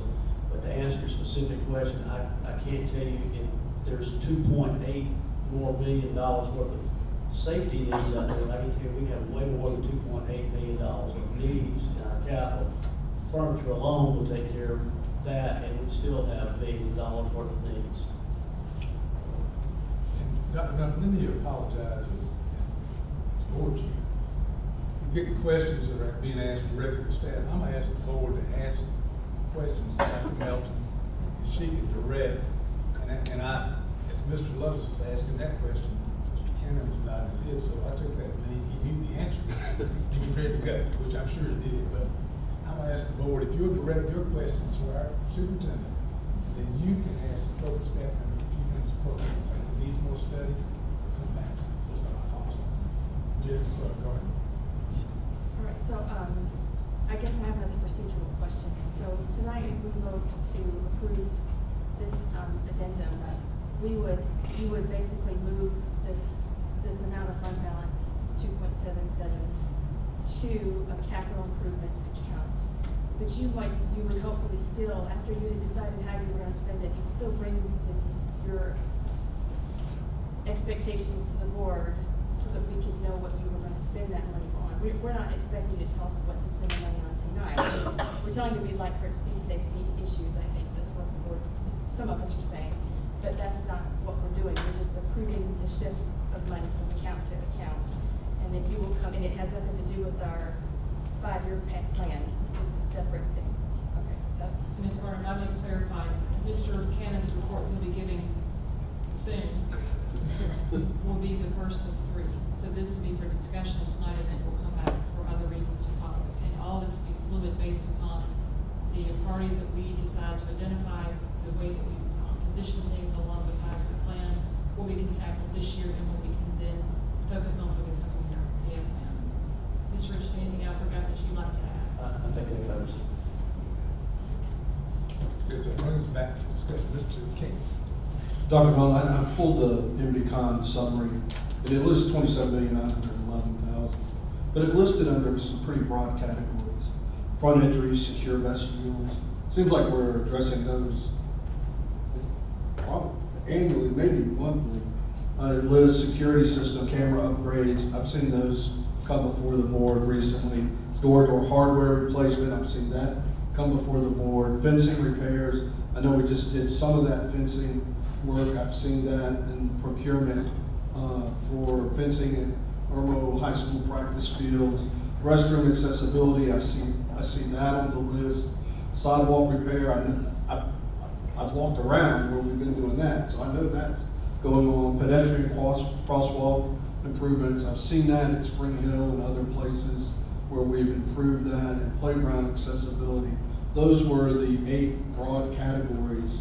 And the question is, it seems like we're addressing all of that. Or is there any one of those that's not been on the radar for the district? I don't know that I can answer that question with confidence, because oftentimes we think of safety and security, we think of the physical environment. But I would like to make sure that we think beyond that. Dr. Harris is responsible for working with our nurses across the district. We have to also think about the wellness of our students. So we have some schools that Mr. Richardson and his team have identified that still have carpet. That may not be the best environment for a student with allergies to be in. So how quickly can we remove carpet to put in tile or a solution that would be more allergy friendly for our students? So I hope that we can be given the responsibility and the support of our work to make sure that it's not just the physical boundaries that create safety, but also the environments that are conducive to learning and allow and promote physical wellness of the health of our students and also our staff as well. Dr. Harris or Mr. Richardson, anything you'd like to add to that? And the point I was making that this, we are interested in those eight. I mean, you have been all along. I see them every month, either from procurement, through a request to the board, through the monthly financials, where all of those identified areas by MBCon are under review, and they're certainly being addressed diligently by the administration. With the And resources that we appreciate have that. available. Yes, sir, thank you. Mr. White. I'd like to go ahead and try to vote on this, but I would like to respond to the concern Mr. Love's had and Ms. Gardner saying is that, I mean, we're saying, I think I hear people saying security ought to be at the top of the list, but I really am uncomfortable trying to direct y'all what to do. Y'all are getting feedback from people who run the schools, y'all may accelerate something that's already on capital budget, some of this money, but so I think y'all need to prioritize and make those decisions with this money, and keeping in mind the board, Ms. Hammond, something what you said, I would also offer. I don't know if we're all going to agree with everything, I think safety is always, but, I can tell you the one thing that just took me back, looking at the report, was building a brand new elementary school, tear all this down. I don't know, I'm not convinced that's necessary, so, I mean, let them decide and we can direct them to look at what MBCon is bringing to their attention, but, people that run our schools know our schools better than MBCon. MBCon is keeping for short sign. Prioritization with our staff. I like the fact. I think Ms. Hammond had her hand up. So go Yeah, ahead. but I'd like to answer that. I can totally agree with you about it's our decision, because they said that. But we also paid a large amount of money for their opinion. So I think that our staff must have wanted that, and they paid for it. So I do think we're supposed to listen to it. I have a question before we vote on here. The unassigned fund balance, that's what, is that 39 million, is that what we have there, and we're just voting to keep it there in fund balance? Unassigned? Well, that's what I didn't understand. See where it's right there, Robert, before we vote? Oh, I see it. And then the requirement is 35, so above, I get that. But so what would be, when we vote on this, are we leaving, that's where I'm confused, are we leaving, Dr. Milton, that entire amount as designated fund balance? Yes, ma'am, we're trying to make sure we stay in compliance with the policy, quite frankly, on the upper end towards the 18% rather than over the 18%. Mr. Richard, anything you'd like to add to that? But you are correct, we're looking to have it at $35.2 million when this all said and done. Okay, so when you do that, that part that's above it, where will it go? That's the part, that's what we're, the difference between the 39 million and the 35 million is what we're using to pay for the bonus and go to the capital. I got you, okay, that's what I wanted, thank you. Any other questions? Seeing now we've had a motion, have a second, we've had a lot of discussion. All those in favor of the motion, of course, please raise your hand. That passes unanimously.